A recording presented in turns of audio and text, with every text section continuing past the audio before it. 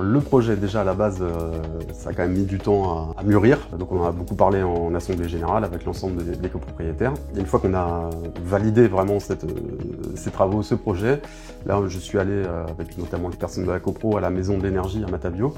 Après c'est la partie, on va dire, subvention, accompagnement. Ils nous ont beaucoup aidés, notamment pour le choix de l'assistance à maîtrise d'ouvrage.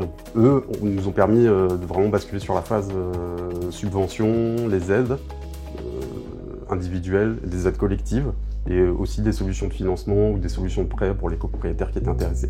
Et une fois qu'on a voté les travaux en assemblée générale, que le projet a été lancé, j'ai envie de dire que la communication était assez facile parce qu'on est une copropriété qui est pas très grande à taille humaine, il y a 21 lots et on a la chance d'avoir notre maître d'œuvre qui est aussi un des copropriétaires de l'immeuble.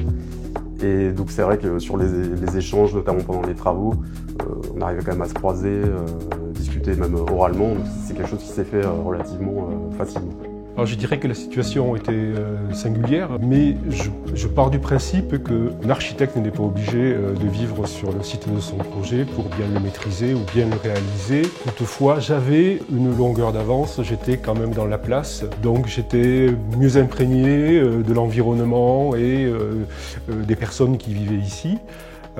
J'étais moins étranger à leur considération quant à cet immeuble et à son devenir. Au-delà du volet technique, qui consistait en fait à réhabiller l'immeuble pour l'isoler thermiquement, il y avait également une dimension culturelle dont étaient conscientes les habitants et qui était à respecter. Je dirais que le volet technique, c'est relativement simple. On établit un bilan thermique, on calcule les perditions et on va déterminer l'épaisseur d'isolant plus un bardage qui va protéger mécaniquement cet isolant.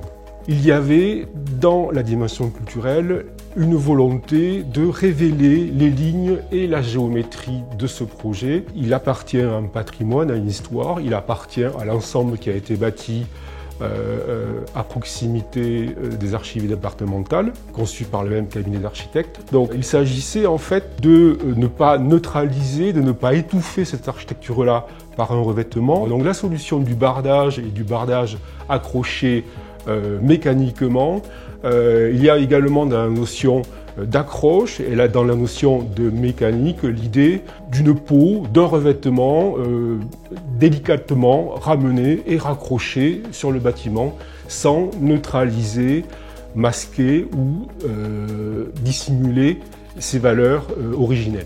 Ça reste une solution qui est durable, c'est pas comme un enduit traditionnel qui va nécessiter un ravalement périodique. Le bardage va se nettoyer, s'auto-nettoyer avec les intempéries. À la Maison de l'Énergie, nous donnons des conseils neutres, gratuits et indépendants pour tous vos projets de rénovation en copropriété.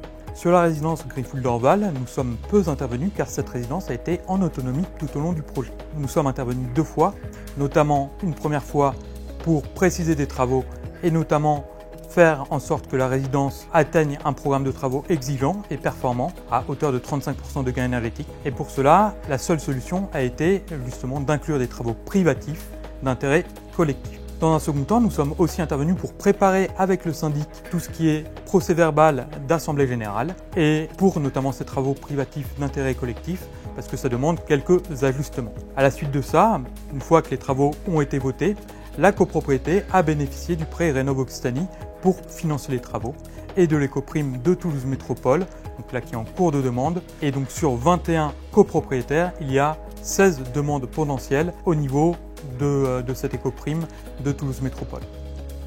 Alors il y a plusieurs bénéfices de ces travaux. Bon, déjà c'est sûr le côté embellissement, parce qu'on avait vraiment des façades qui étaient en mauvais état. Donc là on a vraiment gagné sur le côté esthétique. Après sur le côté confort, c'est vrai qu'avec le changement des menuiseries dans les parties communes, en termes de performance énergétique, en termes de bruit aussi, parce qu'il y a souvent du vent, on n'a plus de, on va dire, nuisance sonore par rapport à ça. Et après, donc les travaux ont été finis là, il y a très peu de temps, mais j'ai déjà pu remarquer que ma consommation de gaz, notamment pour le chauffage, en tout cas, a diminué cette année, quoi. On attend aussi voir l'été prochain, est-ce qu'on va gagner aussi en fraîcheur un peu dans les logements, mais je pense qu'il y a déjà, on peut déjà voir les bienfaits de ces travaux, quoi.